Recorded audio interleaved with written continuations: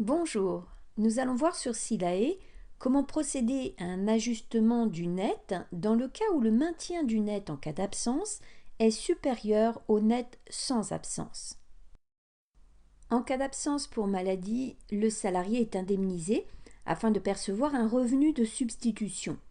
Il s'agit des indemnités journalières de sécurité sociale, autrement dit IJSS, versées par la CPAM et le complément employeur appelé maintien de salaire.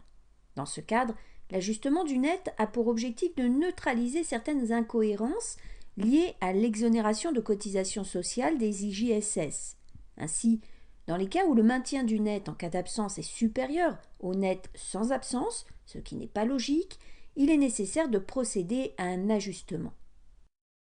Dans Silae, le net souhaité est calculé uniquement si la convention collective prévoit un maintien en net. Vous pouvez voir le détail du calcul en cliquant sur la bulle en en-tête de la ligne ajustement du net. Le net souhaité correspond au net avec maintien mais sans IJSS.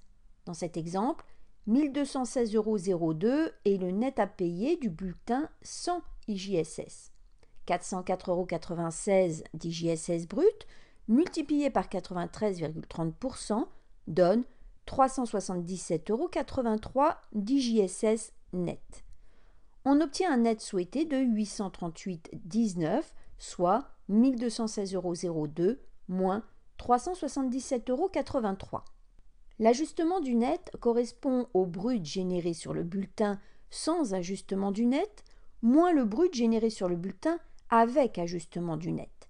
Dans notre exemple, le brut sans ajustement du net est égal à 1134,49 €, le brut avec ajustement du net est égal à 1061,14 €.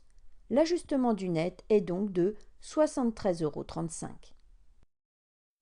Concernant la CSG-CRDS sur les IJSS en cas de maintien du net, par le menu Paramétrage méthode sur le code 005, vous allez pouvoir définir si les cotisations CSG-CRDS sur les IJSS en cas de maintien de salaire net doivent être supportées par le salarié ou non.